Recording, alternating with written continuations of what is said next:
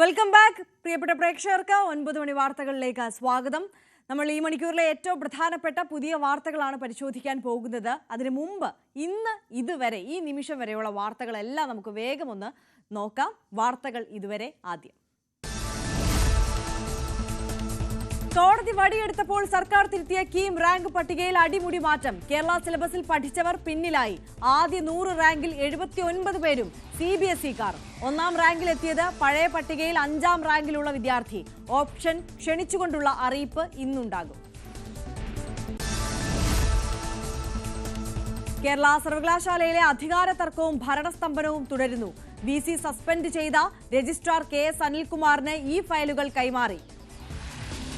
Registrar doctor Mini കാപ്പന് doctor Anilkumar file transfer ID നൽകിയില്ല. ഈ സാഹചര്യത്തിൽ അനിൽകുമാർ കൈകാര്യം ചെയ്യുന്ന ഫയലുകൾ മാറ്റിവെക്കാൻ VC-യുടെ നിർദ്ദേശം. ചെങ്ങന്നൂർ ഭാസ്കര കാർണവർ വധക്കേസ് പ്രതി ഷെറിൻ ജയിൽ മോചിതയാകുന്നു. സർക്കാരിന്റെ ശുപാർശ ഗവർണർ അംഗീകരിച്ചു. ഷെറിന്റെ മോചനത്തിന് മന്ത്രിസഭാ തീരുമാനമെടുത്തത് ജനുവരി 22-ന്. നിമിഷപ്രിയയുടെ വധശിക്ഷ ഒഴിവാക്കുമെന്ന് പ്രതീക്ഷിക്കുന്നതായി ഭർത്താവ് ടോമി തോമസ് ന്യൂസ് 18നോട്. മോചനം സാധ്യമാകുമെന്ന് പ്രതീക്ഷിക്കുന്നു. നിമിഷപ്രിയയുമായി ഫോണിൽ സംസാരിക്കാറുണ്ട്. സർക്കാരും പൊതുപ്രവർത്തകരും നടത്തുന്ന ശ്രമങ്ങളിൽ വിശ്വാസമുണ്ടെന്നും ടോമി. നിമിഷപ്രിയയുടെ വധശിക്ഷ നടപ്പാക്കാൻ ഉത്തരവിട്ടിരിക്കുന്നത് 16-ാം തീയതിയാണ്. 10ാം ക്ലാസ് വിദ്യാർത്ഥിനി ജീവനൊടുക്കിയ ആലപ്പുഴ ചെന്നിത്തല നവോദയ വിദ്യാലയം ആലപ്പുഴ ജില്ലാ കളക്ടർ ഇന്ന് സന്ദർശിക്കും. കളക്ടറോടും SP-യോടും റിപ്പോർട്ട് തേടി മന്ത്രി സജി ചെറിയാൻ. മരിച്ച നേഹ ദേശീയ ബാസ്കറ്റ്ബോൾ താരമാണ്. മൃതദേഹം കണ്ടെത്തിയത് സ്കൂൾ ഹോസ്റ്റലിലെ ശുചിമുറിയോട് ചേർന്നുള്ള കൈവരിയിൽ തൂങ്ങിയ നിലയിൽ. പേര് മാറ്റിയ Janaki V versus state of കേരളയുടെ പുതുക്കിയ പതിപ്പ് ഇന്ന് സെൻസർ ബോർഡിന് മുന്നിൽ. റീസെൻസറിങ്ങിന് എത്തുന്നത് 2 ഇടങ്ങളിൽ ജാനകി എന്ന പേര് മ്യൂട്ട് ചെയ്ത പതിപ്പ്. അനുമതി ലഭിച്ചാലുടൻ ചിത്രം തിയേറ്ററിൽ എത്തിക്കാമെന്ന പ്രതീക്ഷയിൽ അണിയറ പ്രവർത്തകർ. പ്രധാനമന്ത്രി നരേന്ദ്രമോദിയെ വീണ്ടും പ്രകീർത്തിച്ച് ശശി തരൂർ MP. മോദി വ്യക്തിപ്രഭാവമുള്ള നേതാവ്. കോൺഗ്രസിന്റെ ഇടതുപക്ഷ നയങ്ങളിൽ നിന്നും രാജ്യം ശക്തമായ ദേശീയ തലത്തിലേക്ക് മാറിയെന്നും തരൂർ. ഇത് സാധ്യമായത് മോദിയുടെ കരുത്തുറ്റ നേതൃത്വത്തിന്റെ ഫലമായി. മോദിയെ സ്തുതിക്കുന്നത് അടിയന്തരാവസ്ഥയെ വിമർശിച്ച ലേഖനത്തിന് പിന്നാലെ. പെരിന്തൽമണ്ണയിലെ 6 വയസ്സുകാരനെ ഉപദ്രവിച്ച 2ാം അമ്മ പോലീസിനെ പറ്റിച്ച് കടന്നു കളഞ്ഞത് ദൃശ്യം ശൈലിയിൽ. ഫോൺ ഓണാക്കി വെച്ച് മുങ്ങി പ്രതിയായ അധ്യാപിക. ടവർ ലൊക്കേഷൻ നോക്കിയെത്തിയ പോലീസിന് കിട്ടിയത് ഫോൺ മാത്രം. ജാമ്യമില്ലാ വകുപ്പ് ചുമത്തിയതോടെ മുൻകൂർ ജാമ്യത്തിന് ശ്രമം തുടങ്ങി. മലപ്പുറം ജില്ലയിലെ നിപ്പ കണ്ടെയ്ൻമെന്റ് സോണുകൾ ഒഴിവാക്കി. തീരുമാനം പുതിയ കേസുകൾ റിപ്പോർട്ട് ചെയ്യാത്ത സാഹചര്യത്തിൽ. വൈറസ് ബാധിച്ച പാലക്കാട് തച്ചനാട്ടുകര സ്വദേശിനി കോഴിക്കോട് മെഡിക്കൽ കോളേജ് ആശുപത്രിയിൽ ചികിത്സയിൽ തുടരുകയാണ്. പാലക്കാട് കൊഴിഞ്ഞാമ്പാറയിൽ ആഡംബര കാറിൽ കടത്തിയ 72 ലക്ഷം രൂപയുടെ കുഴൽപ്പണം പിടികൂടി. ചേർത്തല സ്വദേശി മനോജും കുടുംബവും കസ്റ്റഡിയിൽ. പണം കൊണ്ടുപോയത് എന്തിനെന്നറിയാൻ ചോദ്യം ചെയ്യൽ തുടരുന്നു. വാളയാർ ടോൾ പ്ലാസയിൽ കഞ്ചാവുമായി യുവാവ് പിടിയിൽ. തൃശൂർ പാണഞ്ചേരി സ്വദേശി അജയിൽ നിന്ന് പിടിച്ചെടുത്തത് 2 കിലോ കഞ്ചാവ്. വാളയാർ ടോൾ പ്ലാസയിൽ 2 കിലോ കഞ്ചാവുമായിട്ടാണ് യുവാവ് പിടിയിലായത്.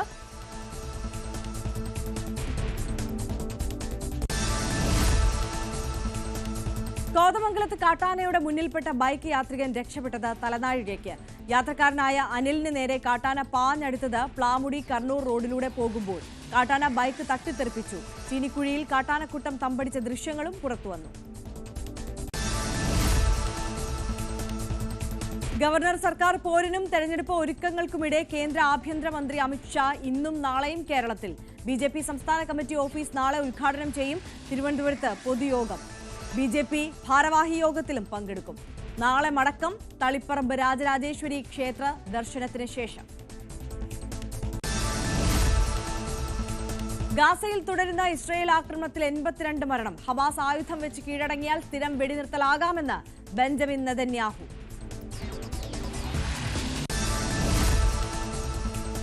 ശുഭാംശു ശുക്ല 14-ാം തീയതി ഭൂമിയിലേക്ക് തിരികെ എത്തും. രാജ്യാന്തര ബഹിരാകാശ നിലയത്തിൽ നിന്നുള്ള ആക്സിയം 4 ദൗത്യ സംഘത്തിന്റെ മടക്കം സ്ഥിരീകരിച്ച് നാസ. 15-ാം തീയതി ശുഭാംശുവും സംഘവും ഭൂമിയിലെത്തും.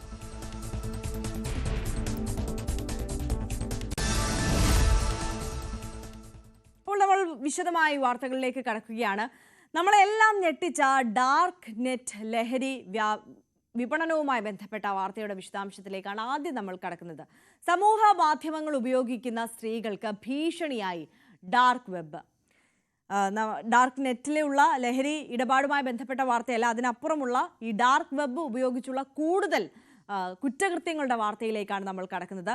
ചിത്രങ്ങൾ മോർഫ് ചെയ്ത് ഭീഷണിപ്പെടുത്തുന്ന സംഘങ്ങൾ വ്യാപകമാവുകയാണ്.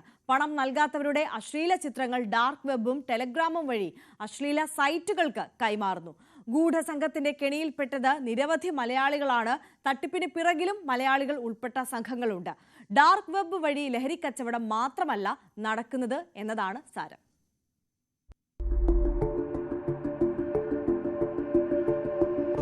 സമൂഹമാധ്യമങ്ങൾ വിനോദത്തിനപ്പുറം വരുമാനമാർഗം കൂടിയായതോടെ ഇതിന്റെ സാധ്യതകൾ കൂടുതലായും ഉപയോഗിച്ചു തുടങ്ങി.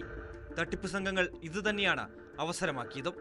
സോഷ്യൽ മീഡിയയിലെ റീൽസും സ്റ്റോറികളും മാത്രമല്ല, വാട്സാപ്പ് പ്രൊഫൈലുകൾ പോലും ചൂഷണം ചെയ്യപ്പെടുന്നുണ്ട്. സ്ത്രീകളുടെയും കുട്ടികളുടെയും മോർഫ് ചെയ്യപ്പെട്ട അശ്ലീല ചിത്രങ്ങളുടെ വിൽപ്പനയാണ് പ്രധാന ഇടപാട്. ടെലഗ്രാം ആപ്പും ഇതിനായി ഉപയോഗിക്കുന്നു. പണം അടച്ചു കഴിഞ്ഞാൽ കിട്ടുന്ന വീഡിയോകളെല്ലാം തന്നെ നമ്മുടെ ഈ സമൂഹത്തിൽ, നമ്മുടെ ഈ സൊസൈറ്റി, ഇവിടെ ജീവിച്ചുകൊണ്ടിരിക്കുന്ന സാധാരണക്കാരായിട്ടുള്ള പെൺകുട്ടികളുടെയും അതുപോലെ തന്നെ വീട്ടമ്മമാരുടെയും അടക്കം വിഷ്വൽസ് പല രൂപത്തിൽ സൗഹൃദം നടിച്ച് കൈക്കലാക്കിയതും അതല്ലെങ്കിൽ ഏതെങ്കിലും തരത്തിൽ മൊബൈൽ ഫോണുകളും മറ്റ് ഡിവൈസുകളും ഹാക്ക് ചെയ്തതിന് ശേഷം കളക്ട് ചെയ്ത വിഷ്വൽസുമാണ്. അപ്പോൾ ഇത്തരം വിഷ്വൽസുകളെല്ലാം തന്നെ ഒരു തരത്തിൽ അവരെ ഒരു ട്രോമയിലേക്ക് എത്തിക്കുകയും അവരത് വെച്ച് ഭീഷണിപ്പെടുത്തി പണം മേടിക്കുന്നതിൻ്റെ ഒപ്പം തന്നെ ഇതുപോലെ ഈ പറഞ്ഞ ഡാർക്ക് വെബിലേക്ക് കൊടുക്കുകയും ചെയ്യണം. എന്നിട്ട് ആ ഡാർക്ക് വെബിൽ നിന്ന് വരുന്ന വിവരങ്ങളും ഈ പറഞ്ഞ ഈ ബാക്കിയുള്ള വീഡിയോകളെല്ലാം തന്നെ പണം മേടിച്ചുകൊണ്ട് വിതരണം ചെയ്തുകൊണ്ടിരിക്കും. ഡാർക്ക് വെബ് വഴി എത്തപ്പെടാനാകാത്തവർക്ക് വേണ്ടിയാണ് ടെലഗ്രാം ആപ്പ്. ഇതിനുവേണ്ടി പല ഗ്രൂപ്പുകളും ക്രമീകരിച്ചിട്ടുണ്ട്. മാസവരി നൽകിയാൽ വീഡിയോയും ചിത്രങ്ങളും ലിങ്കിലെത്തും. ഇരകളാക്കപ്പെട്ട പല സ്ത്രീകളും ആത്മഹത്യയുടെ മുനമ്പിലാണ്. ചിലർ നിയമപോരാട്ടത്തിനൊരുങ്ങി. എന്നാൽ പോലീസിനും ഈ കേസിൽ പരിമിതികളുണ്ട്. ഒരാൾ പോലും സേഫായിട്ട് നമുക്ക് ഈ സോഷ്യൽ മീഡിയ പ്ലാറ്റ്ഫോം ഉപയോഗിക്കാൻ പറ്റാത്തൊരു സാഹചര്യത്തിലേക്ക് എത്തി. ഇപ്പം നമ്മുടെ കുടുംബത്തിലുള്ള ആൾക്കാരാണെങ്കിൽ പോലും വൈഫോ മക്കളോ അല്ലെങ്കിൽ ഈ പറഞ്ഞ പോലെ ആരെങ്കിലും നമ്മുടെ ബന്ധുക്കളോ ഇടുന്ന ഫോട്ടോകളെല്ലാം മറ്റൊരു തരത്തിൽ ഇവർ ഈ പറഞ്ഞ പോലെ ഇത്തരം വീഡിയോകൾ പ്രചരിപ്പിക്കുന്നതിന് കൂടെ തമ്പനയിലായിട്ട് ഉപയോഗിക്കാനും വീഡിയോ കോൾ ചെയ്യുന്നതെന്നൊക്കെ പറഞ്ഞുകൊണ്ട് ഒരുപാട് കേസുകളാണ് ഇപ്പോൾ റിപ്പോർട്ട് ചെയ്യുന്നത്. സംസാരിച്ച് വീഴ്ത്തി വീഡിയോ കോളിലേക്ക് എത്തിക്കുന്ന നിരവധി പേരുണ്ട്. പ്രത്യേക സംഘങ്ങളായി തന്നെയാണ് ഇവർ പ്രവർത്തിക്കുന്നത്. പ്രത്യേക ആപ്പ് വഴി റെക്കോർഡ് ചെയ്യപ്പെടുന്ന വീഡിയോ ചാറ്റുകൾ പോലും പിന്നീട് വിൽപ്പനയ്ക്ക് വയ്ക്കുകയാണ്. ചൂഷണങ്ങളുടെ പെരുമഴക്കാലത്ത് സമൂഹമാധ്യമങ്ങൾ ജാഗ്രതയോടെ ഉപയോഗിച്ചില്ലെങ്കിൽ ചെന്നെത്തുന്നത് വലിയ കെണികളിലേക്കാണ്.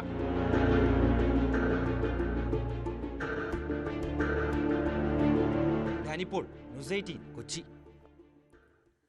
ഡാനിപോളിന്റെ റിപ്പോർട്ടാണ് കണ്ടത്. ഡാനിപോൾ തന്നെ കൂടുതൽ വിശദാംശങ്ങളുമായി നമുക്കൊപ്പം ചേരുകയാണ്. ഡാനി, കുറച്ച് ദിവസങ്ങൾക്ക് മുമ്പ് ഈ ഡാർക്ക് നെറ്റ് വഴിയുള്ള ലഹരി വിപണനത്തിന്റെ കഥകൾ കേട്ട് കേരളം ഞെട്ടിയതാണ്. ഇതിപ്പോൾ അതിനൊക്കെ അപ്പുറം സാധാരണക്കാരായിട്ടുള്ള സ്ത്രീകളെ കെണിയിൽപ്പെടുത്തുന്ന ഡാർക്ക് വെബിന്റെ നിഗൂഢതയുടെ കൂടുതൽ ഇരുണ്ട അധ്യായങ്ങളുടെ കഥകളാണ് നമ്മുടെ മുന്നിലേക്ക് എത്തിക്കൊണ്ടിരിക്കുന്നത്. ഈ തട്ടിപ്പ് സംഘങ്ങളുടെ പ്രവർത്തനം അത് ഏത് തലത്തിലാണ് നടക്കുന്നത്? എത്രത്തോളം ആശങ്കപ്പെടുത്തുന്ന സാഹചര്യമാണ് ഇപ്പോൾ ഈ സോഷ്യൽ മീഡിയ ഒക്കെ ഉപയോഗിക്കുന്ന സാധാരണക്കാരായ ജനങ്ങളെ സംബന്ധിച്ച്?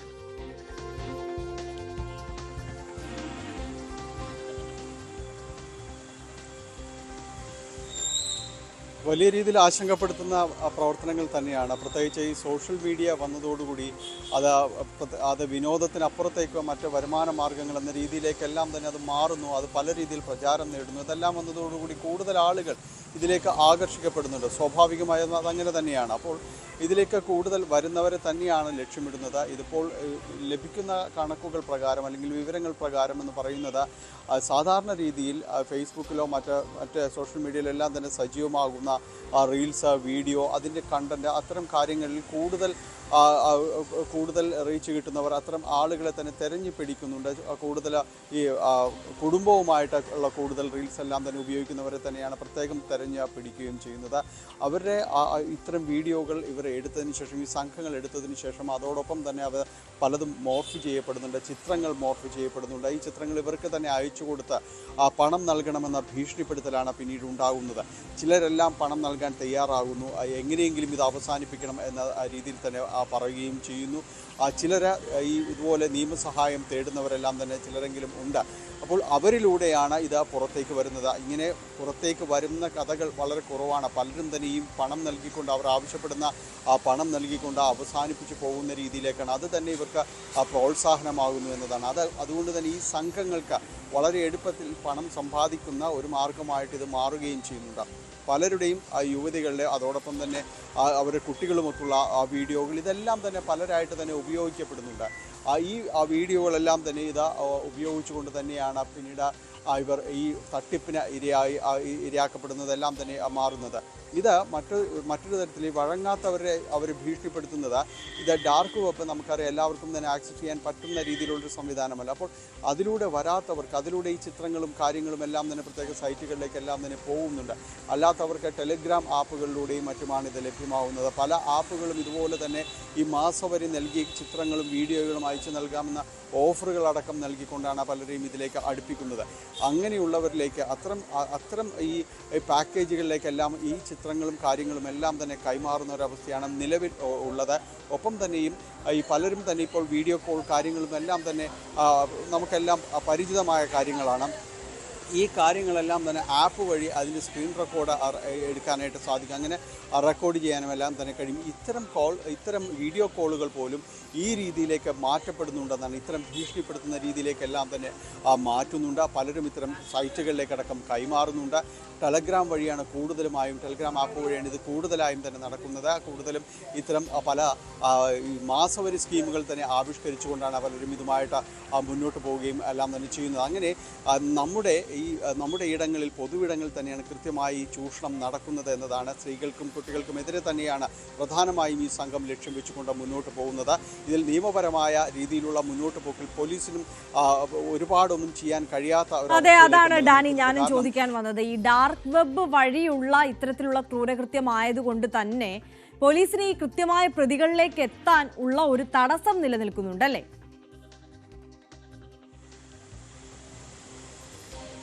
തീർച്ചയായും. കാരണം അവരിലേക്ക് എത്താനായിട്ട് വലിയ തടസ്സങ്ങളുണ്ട്. ഒപ്പം തന്നെ ഈ സമൂഹ മാധ്യമ അക്കൗണ്ടുകൾ അത് ഈ രീതിയിൽ ഈ അപഹരിക്കപ്പെടുന്ന രീതിയിലേക്കെല്ലാം തന്നെ പോകുമ്പോൾ അവരെ സമീപിക്കേണ്ടതുണ്ട്. ഇവരിലൊന്നും പോലീസ് നൽകുന്ന കത്തിനോ കാര്യങ്ങൾക്കൊന്നും കൃത്യമായ രീതിയിലുള്ള മറുപടിയോ അനുമതിയോ ഒന്നും ലഭിക്കാറില്ല. നമുക്കറിയാം ഇതെല്ലാം അന്താരാഷ്ട്ര തലത്തിൽ പ്രവർത്തിക്കുന്ന സംവിധാനങ്ങളാണ്. അവരിൽ നിന്ന് കൃത്യമായ ഒരു മറുപടി, അന്വേഷണവുമായി സഹകരിക്കാനുള്ള എല്ലാവിധ സംവിധാനങ്ങളൊന്നും അത്ര പെട്ടെന്ന് ലഭിക്കണമെന്നും തന്നെയില്ല. പോലീസ് നേരിടുന്ന വെല്ലുവിളിയും അതുതന്നെയാണ്. അതുകൊണ്ട് പല കേസുകളിലും തന്നെ ഈ മെല്ലെപ്പോക്ക് എന്ന രീതിയിൽ തന്നെയാണ്. അപ്പോൾ ഇനിയുള്ളത് ഈ നിയമ വഴി തേടുക എന്നതാണ്. ഇവരെ എല്ലാം തന്നെ ഈ അഡ്രസ്സ് കാര്യങ്ങളെല്ലാം ചിലരെങ്കിലും അതിൽ നമുക്ക് കണ്ടെടുക്കാനൊക്കെ കഴിയും. അവരെ നിയമത്തിന് മുന്നിലേക്ക് കൊണ്ടുവരിക എന്നതാണ്.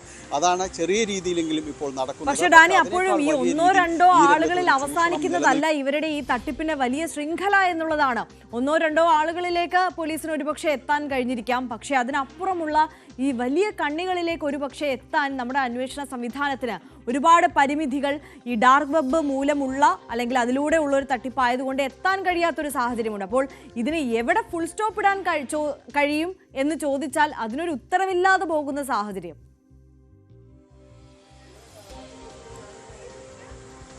തീർച്ചയായും അതുതന്നെയാണ്. കാരണം ഇത് എവിടെയാണ് ഇത് അവസാനിപ്പിക്കാൻ കഴിയുക എന്നത് ഇപ്പോഴും തന്നെ വ്യക്തമായ ഒരു ഉത്തരത്തിലേക്ക് എത്തിച്ചേരാനായിട്ട് കഴിഞ്ഞിട്ടില്ല എന്നതാണ്. ഇതിൽ കൃത്യമായ രീതിയിലുള്ള ഇടപെടലും കാര്യങ്ങളും ഇല്ല. അത് ഉണ്ടായെങ്കിൽ മാത്രമേ ഇതിനൊരു അവസാനമിടാൻ കഴിയും. പക്ഷേ ഇതിനൊരു അവസാനമിടാൻ കഴിയുമെന്നൊരു പ്രതീക്ഷ ഈ രംഗത്ത് നിലനിൽക്കുന്ന, ഈ രംഗത്ത് അന്വേഷണം നടത്തുന്നവർക്ക് ആർക്കും തന്നെ ആ രീതിയിലൊരു ആശയം പങ്കുവയ്ക്കുന്നില്ല. കാരണം ഇത് വലിയ രീതിയിൽ തുറന്നു കിടക്കുന്ന വലിയൊരു കടൽ പോലെയുള്ളൊരു സംവിധാനമാണ്. കാരണം ഇത് ഇവിടേക്ക് വരുന്നവർ ഈ സ്വയം ജാഗ്രത പുലർത്തുക എന്ന രീതിയിലാണ് കൂടുതൽ അനുവർത്തിക്കേണ്ടത്. കാരണം ഇത് ഏത് സമയവും അപഹരിക്കപ്പെടാം. ഈ സോഷ്യൽ മീഡിയയിലേക്കും മറ്റും കിടക്കുന്നവർ ആരും ഒരിടത്തും സുരക്ഷിതരല്ല എന്ന് തന്നെയാണ് വ്യക്തമാക്കുന്നത്. കാരണം ഇതിൽ നമുക്കറിയാം നേരത്തെ ഈ ലോൺ ആപ്പ് വഴി പണം എടുക്കുന്നവർ അവരിലേക്ക് നമ്മൾ ഓരോ ആപ്പ് ഡൗൺലോഡ് ചെയ്യുമ്പോൾ അതിൽ നമ്മൾ എല്ലാ ആക്സസും അലോ ചെയ്തുകൊണ്ടാണ്, എല്ലാം അനുവദിച്ചുകൊണ്ട് മാത്രമേ ആപ്പ് നമ്മുടെ ഫോണിൽ പ്രവർത്തിക്കുന്നുള്ളൂ. ലോൺ ആപ്പിൽ സംഭവിച്ച വലിയ രീതിയിലുള്ള ആ ദുരന്തങ്ങൾ നമുക്കറിയാം. ഒരു കുടുംബം ഒന്നടങ്കം ആത്മഹത്യ ചെയ്യേണ്ട കാര്യങ്ങളിലേക്കെല്ലാം തന്നെ ഇത് വന്നിട്ടുണ്ട്. അതിൽ പ്രധാനപ്പെട്ടത് അവരുടെ ഫോണിലുള്ള മുഴുവൻ കോൺടാക്റ്റും അവർ എടുക്കുന്നു. അവരിലേക്കെല്ലാം തന്നെ ഇതേപോലെ തന്നെ മോർഫ് ചെയ്ത ചിത്രങ്ങൾ അയച്ചു കൊടുക്കുകയും, നമുക്കറിയാം എറണാകുളത്ത് തന്നെ ഒരു കുടുംബം കുട്ടികളടക്കം ആത്മഹത്യ ചെയ്ത് എല്ലാം തന്നെ വരികയും ചെയ്തിട്ടുണ്ട്. ഇതെല്ലാം ഈ രീതിയിൽ അത് മറ്റൊരു രീതിയിലുള്ള അപകടപ്പെടുത്തലാണ്. അവരെ ഇന്ന് ലോൺ ഡാനിയിലേക്ക് മടങ്ങിയെത്താം. ഇപ്പോൾ മുൻ SP ശ്രീ സക്രിയ ജോർജ് കൂടി നമുക്കൊപ്പം ചേരുകയാണ്. ശ്രീ സക്രിയ ജോർജ്, നമസ്കാരം, സ്വാഗതം ന്യൂസ് 18ലേക്ക്. ഇപ്പോൾ ന്യൂസ് 18 ഈ പുറത്തുവിടുന്ന ഈ വാർത്ത, സാധാരണക്കാരായ സ്ത്രീകൾ ഡാർക്ക് വെബ് എന്ന് പറയുന്ന ഒരു മാർഗത്തിലൂടെ തട്ടിപ്പ് നടത്തുന്ന ഒരുപാട് ആളുകളുടെ ചതിക്കുഴിയിൽ എങ്ങനെ വീണു പോകുന്നു എന്നതിനെക്കുറിച്ചാണ്. ഇന്നത്തെ കാലത്ത് സോഷ്യൽ മീഡിയ ഉപയോഗിക്കാതിരിക്കാൻ സാധിക്കില്ല. അത് നമ്മുടെ ജീവിതത്തിന്റെ എല്ലാം ഭാഗമായി മാറിയിരിക്കുകയാണ്, ദൈനംദിന ജീവിതത്തിന്റെ ഭാഗമായി മാറിയിരിക്കുകയാണ്. ഒരു എന്റർടൈൻമെന്റ് പർപ്പസ് എന്നതിനപ്പുറം നമ്മുടെ ഔദ്യോഗിക തലങ്ങളിലടക്കം നമ്മൾ ഉപയോഗിക്കുന്നത് സോഷ്യൽ മീഡിയ ആപ്പുകളാണ്. അപ്പോൾ അത് ഉപയോഗിക്കാതിരിക്കുക എന്ന് പറയുന്നത് സാധ്യമല്ല. പക്ഷേ അത്തരത്തിൽ നമ്മൾ ഉപയോഗിക്കുമ്പോൾ നമ്മുടെ സ്വകാര്യത ഹനിക്കപ്പെടുകയാണ്, ഇത്തരത്തിൽ നമ്മളെ ചതിക്കുഴിയിൽ പെടുത്തുകയാണ്. അതിനപ്പുറം അത് ഉപയോഗിച്ച് അത്തരത്തിലുള്ള മോർഫ് ചെയ്യപ്പെട്ട ചിത്രങ്ങൾ ഉപയോഗിച്ച് പണം തട്ടുന്ന വലിയ സംഘം പിന്നാലെ കൂടുന്നു. ചതിയുടെ ഒരു വലിയ ലോകത്തിന്റെ ചെറിയ ഒരു അംശത്തെക്കുറിച്ച് മാത്രമാണ് നമ്മൾ ഇവിടെ ചർച്ച ചെയ്യുന്നത് എന്നതല്ലേ സാഹചര്യം? തീർച്ചയായിട്ടും ഞാൻ നേരത്തെ ഒരു ചർച്ചയിൽ പറഞ്ഞൊരു കാര്യമുണ്ട്. ശാസ്ത്ര സാങ്കേതിക രംഗത്ത് പുത്തൻ കണ്ടുപിടുത്തങ്ങൾ വരുമ്പം അതിൽ നിന്നുണ്ടാകുന്ന പ്രോബബിൾ ഇഷ്യൂസ് പോലീസ് അത് മുൻകൂട്ടി കാണണം, ഫോർസീ ചെയ്യണം. പോലീസിനകത്ത് 1969 പോലീസ് മാനുവലിനകത്ത് തന്നെ ഒരു പോലീസ് റിസർച്ച് സെന്റർ എന്ന് പറഞ്ഞൊരു വാക്ക് അതിനകത്ത് ഉപയോഗിച്ചിട്ടുണ്ട്, ഒരു പാരഗ്രാഫ് ഉണ്ട്. പക്ഷെ അത് ഒരിക്കലും ഡെവലപ്പ് ചെയ്തെടുത്തിട്ടില്ല. പിന്നെ എന്നെ പൂന പോലീസ് റിസർച്ച് സെന്റർ പഠിക്കാനായിട്ട് വിട്ടിട്ട് ഞാൻ റിപ്പോർട്ട് കൊടുത്തു. പക്ഷെ കാര്യക്ഷമമായി ഒന്നും ചെയ്തില്ല. പോലീസ് അക്കാഡമിയിൽ അവിടുത്തെ റീജിയണൽ ഫോറൻസിക് ലാബിന്റെ മുമ്പിൽ ഒരു ചെറിയ ബിൽഡിംഗ് പണിതിട്ടിട്ടുണ്ട്. അതിപ്പം കാട് കയറി കിടക്കുവാണ്. തീർച്ചയായിട്ടും ഈ പോലീസ് റിസർച്ച് സെന്റർ ആക്ടിവേറ്റ് ചെയ്തുകൊണ്ട് വളരെ ദീർഘവീക്ഷണത്തോടുകൂടി ചിന്തിക്കാനും അതുപോലെ സാമൂഹ്യ പ്രതിബദ്ധതയോട് ജോലി ചെയ്യാൻ പറ്റുന്ന താല്പര്യമുള്ള ഉദ്യോഗസ്ഥന്മാരെ അവരെ നിയമിച്ചുകൊണ്ട് ഈ റിസർച്ച് സെന്റർ ആക്ടിവേറ്റ് ചെയ്യേണ്ടതും, ഈ ഓരോ എക്യുപ്മെന്റ്സോ അല്ലെങ്കിൽ ഓരോ പ്രോഗ്രാംസ് അല്ലെ പുതിയ ഇൻവെൻഷൻ കൊണ്ട് എന്താണേലും ശാസ്ത്ര സാഹിത്യ രംഗത്താണേലും എവിടെ ആണേലും ഉണ്ടാകുന്ന കാര്യങ്ങളിൽ നിന്നും ഉണ്ടാകാൻ പോകുന്ന സാധ്യതയുള്ള കുറ്റകൃത്യങ്ങളെ പറ്റി നമ്മൾ പഠിക്കേണ്ടിയിരിക്കുന്നു. ഇപ്പൊ ഡാർക്ക് വെബ് എന്ന് പറഞ്ഞ ഒരു സാധനം കേട്ട് കഴിയുമ്പോൾ അതിൽ നിന്നുള്ള പോസിബിൾ ആയിട്ടുള്ള എന്തൊക്കെയാണ് കാര്യം. പോലീസിന്റെ ബേസിക് ജോലി ജനങ്ങളുടെ ജീവനും സ്വത്തിനും മനുഷ്യാവകാശ നിയമങ്ങളൂടെ വന്നപ്പോൾ അഭിമാനവും രക്ഷിക്കുക എന്നുള്ളതാണ്. അപ്പൊ മോർഫ് ഇതൊക്കെ ആൾക്കാരെ ഭയപ്പെടുത്തുന്നു എന്ന് പറയുമ്പോൾ അവരുടെ ഡിഗ്നിറ്റിയാണ് അത് ഡീബേസ് ചെയ്യുന്നത്. അതൊരു ഹ്യൂമൻ റൈറ്റ് വയലേഷൻ ആണ്. അതെ, പക്ഷേ സക്രിയ ജോസഫ്, അതായത് ഒരു കാര്യം ചോദിക്കട്ടെ, ഈ പേര് സൂചിപ്പിക്കുന്നത് പോലെ തന്നെ ഈ ഡാർക്ക് വെബ് എന്ന് പറയുന്നത് നിഗൂഢമായ ഒരു ഇരുൾ അറയാണ്.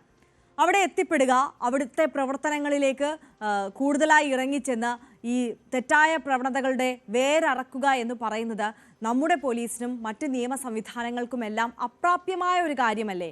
അത് ടെക്നിക്കലി നോക്കുമ്പോൾ അതല്ലേ വാസ്തവം. പക്ഷെ അപ്പോൾ എങ്ങനെ ഈ വിഷയത്തിൽ ഇത്തരം വിഷയങ്ങളെ അഡ്രസ്സ് ചെയ്യാൻ സാധിക്കും, ക്രിമിനലുകളെ പിടികൂടാൻ സാധിക്കുമെന്ന വലിയ ചോദ്യം അവിടെ അവശേഷിക്കുകയല്ലേ? നമ്മള് എല്ലാ നമ്പർ വൺ എന്ന് കൊട്ടിഘോഷിച്ച് കുറെ ജനങ്ങളുടെ കണ്ണിൽ പൊടിയിടുന്ന സാധാരണ മനുഷ്യന്റെ ഭാഷയിൽ പറഞ്ഞാല് തള്ള അല്ലെങ്കിൽ ബഡായി, ഇതാണ് നമ്മുടെ ഇപ്പോഴത്തെ മുഖമുദ്ര. അപ്പം ജനങ്ങളാരും ഇതിന് ഫോളോ അപ്പ് ചെയ്യാത്തതുകൊണ്ട് എന്തെങ്കിലും ഒരു പത്രസമ്മേളനവും അല്ലെങ്കിൽ പിന്നീട് ഒരു ലോഞ്ചിങ്ങും ഒക്കെ നടത്തി കഴിഞ്ഞിട്ട് പിന്നെ അവിടെ സിൻസിയർ ആയിട്ടുള്ള ഫോളോ അപ്പും കാര്യങ്ങളും ഇല്ല. 2005-2006 കാലഘട്ടത്തില് പിന്നെ നമ്മള് പോലീസിൽ നെറ്റ് പെട്രോൾ ഉണ്ടെന്നും പറഞ്ഞുകൊണ്ട് വലിയ പ്രഖ്യാപനം നടന്നു. അതായത് നെറ്റില് പോലീസിന്റെ പിന്നെ സൈബർ ടീം പിന്നെ വാച്ച് ചെയ്തുകൊണ്ട് ഇത്തരത്തിലുള്ള കാര്യങ്ങൾ ഇല്ലാതാക്കൂ എന്നൊക്കെ പറഞ്ഞ ഒരു പ്രസ്താവന ഉണ്ടായിരുന്നു. ജസ്റ്റിസ് പത്മനാഭൻ നായർ സാറ് പിന്നെ പോട്ടക്കേസ് കഴിഞ്ഞിട്ട് അദ്ദേഹത്തിനെതിരെ ഒരു ഭീഷണി വന്നിരുന്നു.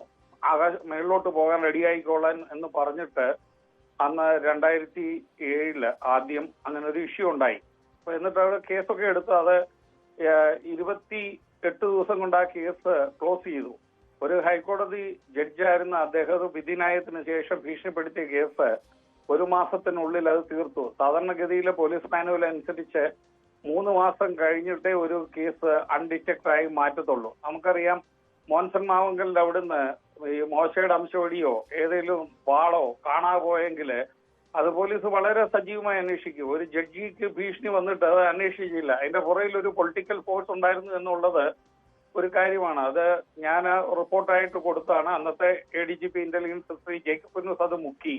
കാരണം അദ്ദേഹത്തിന്റെ പൊളിറ്റിക്കൽ ഇൻട്രസ്റ്റ് ആയിരുന്നു. ഞാൻ പറഞ്ഞത് ജയകൃഷ്ണൻ മാഷിന്റെ അതിന്റെ വധത്തിന് പുറകിലുള്ള ഫോഴ്സ് ആകാനായിട്ട് തോന്നി. കാര്യം അത് തീർച്ചയായിട്ടും അധികാരത്തിലുള്ള പാർട്ടിയുടെ ശക്തി കൊണ്ട് ഉണ്ടായ ഒരു കാര്യമായിട്ട് കരുതേണ്ടിയിരിക്കുന്നു. പക്ഷെ ഞാൻ കൊടുത്തു അദ്ദേഹത്തിന് നെറ്റ് പെട്രോളിംഗ് നടത്തി അദ്ദേഹത്തിന് പ്രൊട്ടക്ഷൻ കൊടുക്കണം എന്ന് പറഞ്ഞു. പിന്നെ ഡോക്ടർ ജേക്കബ് തോമസ് സാറിന്റെ കാര്യത്തിനകത്തും അതുപോലെ ഒരു ത്രെട്ട് KT ജോസഫ് എന്ന് പറഞ്ഞ അയാൾ മരിച്ചുപോയി, വ്യവസായി ജേക്കബ് തോമസ് സാറായിട്ട് ഇഷ്യൂവിനകത്ത് ഞാൻ എഴുതിയിരുന്നു. പക്ഷെ ആർക്കും ഇവരൊന്നും ചെയ്യില്ല. ഇവർക്ക് താല്പര്യം രാഷ്ട്രീയ അധികാര കേന്ദ്രങ്ങളിൽ ഇരിക്കുന്നവരെ സൂചിപ്പിച്ച് നമ്മളില്ല പറയുമല്ലോ, ബാലഗോപാലിനെ വെണ്ണ തേപ്പിച്ചു എന്ന് പറയുന്ന പോലെ അധികാരത്തിൽ ഇരിക്കുന്നവരെ സോപ്പ് ചെയ്ത് അവരുടെ കാര്യങ്ങൾ നേടുക എന്നല്ലാതെ ഇവിടുത്തെ സാധാരണക്കാരന്റെ രക്ഷയ്ക്ക് വേണ്ടിയിട്ട് ഇറങ്ങുന്ന കാര്യങ്ങളില്ല. അപ്പൊ നമ്മള് ഹൈദരാബാദിലൊക്കെ പോയാല് അവിടുത്തെ പോലീസൊക്കെ വളരെ എഫിഷ്യന്റ് ആണ്. അവർ ഈ നമ്പർ 1 എന്നൊന്നും പറഞ്ഞ് അവര് ക്ലെയിം ചെയ്യുന്നില്ല.